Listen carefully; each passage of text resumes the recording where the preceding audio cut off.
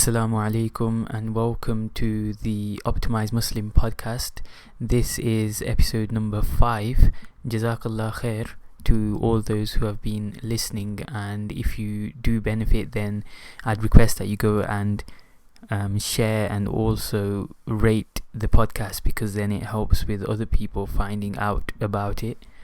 The topic for this podcast is that of the good deed multiplier effect. Now, that's something that I use to kind of encapsulate this idea that I'm going to speak about.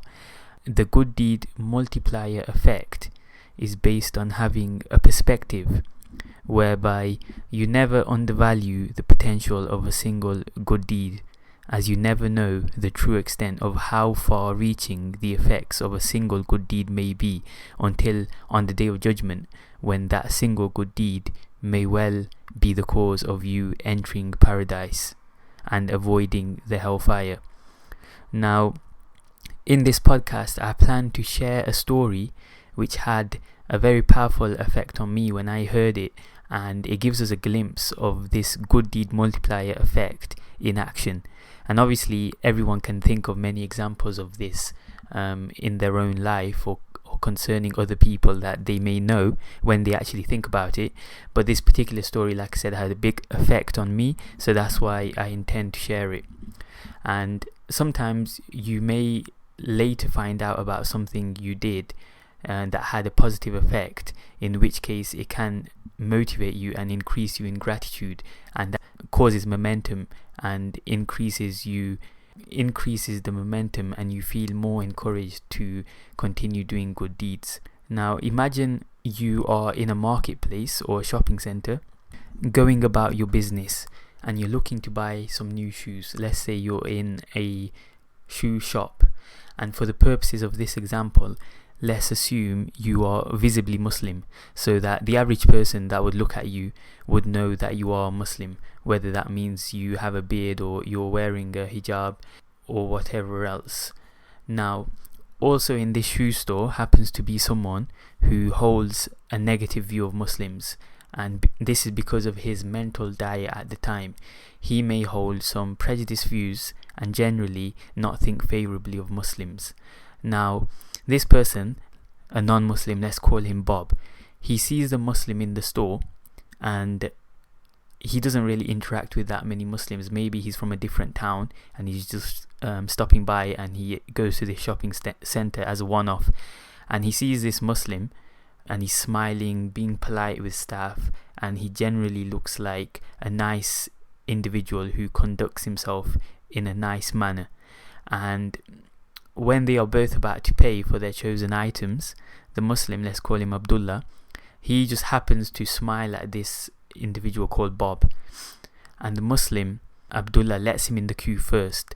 Now, Abdullah may go home and never think anything of this, because he's just being his usual self and doing what he would always do, and it's part of his normal routine. He doesn't really notice it. He doesn't think, oh, I did this nice deed today, because that's his base level. That's how he conducts himself most of the time. What he may or may never find out, however, is that a simple act of what he did may have caused enough of a paradigm shift in the mind of Bob that it makes him reconsider his view of Muslims, or it changes his lens through which he views the negative media that he is consuming, and that will change his perspective over time. Why? Because it will cause cognitive dissonance. And studies show, for example, how there are more widespread racist attitudes in less ethnically diverse areas, and this cognitive dissonance is essentially where you have two competing ideas and the brain struggles to keep two competing ideas. So this seed of positivity around being Muslim that was planted in the mind of Bob by the actions of Abdullah will slowly start raising questions potentially in Bob's mind. And in the case of having two competing viewpoints, one, that all Muslims are bad and they can't engage at all with the Western world and they have these unacceptable views and whatnot, that's one view. One view is that Muslims are all bad, they're not pleasant people and they're just causing trouble, and it's a completely negative viewpoint that he's adopted basically through watching countless hours of negative media and maybe being surrounded by people who also have the same views, and he's just in this vortex of negativity around Muslims. But then over time, let's say he builds up a memory of real life experience of Muslims being polite, law-abiding citizens, whilst also being proud and practicing members and fully expressive of what they believe. Which viewpoint do you think will win out in this situation?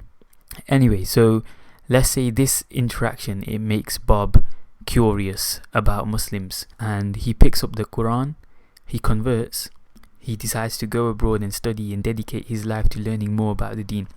He raises his kids as Muslim, and he lives the rest of his life teaching Islam, let's say in a masjid or in some kind of teaching institution. Abdullah would be the catalyst for all of this subsequent effect.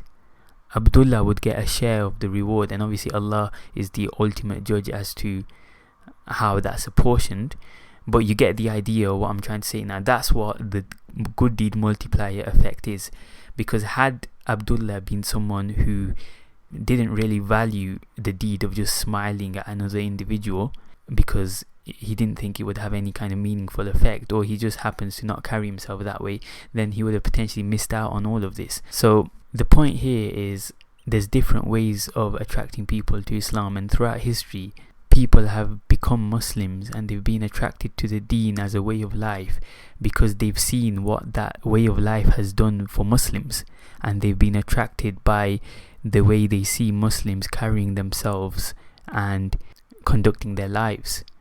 So you might think this story is quite far-fetched about Bob in the shoe store that happens to convert and become a scholar and raise his kids as Muslim, and all of this trickle-down effect leading to more good deeds for Abdullah, who just happened to smile at him in the shop. And obviously that's just a fictional story that I've made up to illustrate the example, but a true story of how this actually happened in quite strange circumstances is a unique story that was told to me by my Urdu teacher, and it occurred in China, in Beijing, in the mid-1980s. And my teacher, he was invited to teach Urdu to some of the staff of a radio station in Beijing in 1984, and this radio station, they also happened to have an Urdu transmission. And he was living with a Chinese man called Lu, who was his host. I think he was there for about 2 weeks. Now, whilst living with Lu for just a few days, it became very clear to the Muslim in the situation that the Chinese man called Lu could not grasp the concept of how someone could have taqwa, essentially, how someone could have God consciousness, how someone could carry themselves with this awareness of God, of Allah, and conduct themselves on a day-to-day basis with that in mind, and that would obviously affect their actions. And the reason he came to be intrigued by this concept was because it was Ramadan at the time, and he would see Muslim fasting and abstaining from food during the day, and he was so intrigued by this that this immediately led him to start asking questions, and he was particularly fascinated about this God consciousness concept, which we know is the reason why we are told to fast, so that we are increased in taqwa. So he used to ask the Muslim very simple questions like, why don't you eat when there aren't any other Muslims around here? He was basically saying to him, you're from Pakistan, we're however many miles away, no one's ever going to find out if you eat. And he couldn't get his head around why he didn't eat, even though there was no one from within his social circle that could kind of keep him accountable. So as the Muslim would explain to him why he does certain actions, Lu, the Chinese individual, became more and more intrigued by this, and within that 2 weeks he even decided to test the Muslim, which sounds weird, but you can imagine the level of intrigue here. So he used to actually place food in his room, or he used to place snacks outside his room, just trying to show hospitality, but at the same time he knew that the Muslim was fasting. So the Muslim would ask him, look, you know that I'm fasting, I'm not going to eat. But the Muslim would later say that his suspicion was that Liu was trying to test whether or not he would actually take some of the food, and obviously he didn't. They started to have more conversations, but this was all within a period of 2 weeks. Now, on the last day of the Muslim's time in Beijing, China, before he came back, Liu, his host, called him and said, look, I've got something to share with you. Me, my wife and my child, we're going to the Islamic Center later today, and we want you to come with us. And when they got there, Liu told the Muslim that he's decided to become a Muslim. And the way this story was told to me, it had such a powerful effect on me, because think about it. That simple action, the Muslim was just fasting like he would fast in any other country, anywhere in the world, during any Ramadan, right? But this one deed, and he never ostensibly preached to him either. He never ostensibly tried to encourage him to become Muslim. He was simply living as a Muslim, and the beauty of him living as a Muslim attracted this Chinese individual who perhaps has never been exposed to anything like Islam before. It attracted him to the extent that he was willing to do away with his social kind of construct around religion and become a Muslim with his wife and his young child in the space of 2 weeks. Now that's what you call is amazing. That's just amazing, and that's what this effect is. If I had a story that I can use to encapsulate this concept of the good deed multiplier effect, or whatever you want to call it, I just like to call it that because it helps it kind of resonate in my mind. Because then you think, whilst this Muslim goes back to Pakistan for another 25 years, all of the subsequent actions of these 3 Chinese individuals, that he was the catalyst in causing them to convert to Islam, he's getting a share of their rewards, and then perpetually their generations onwards until the Day of Judgment.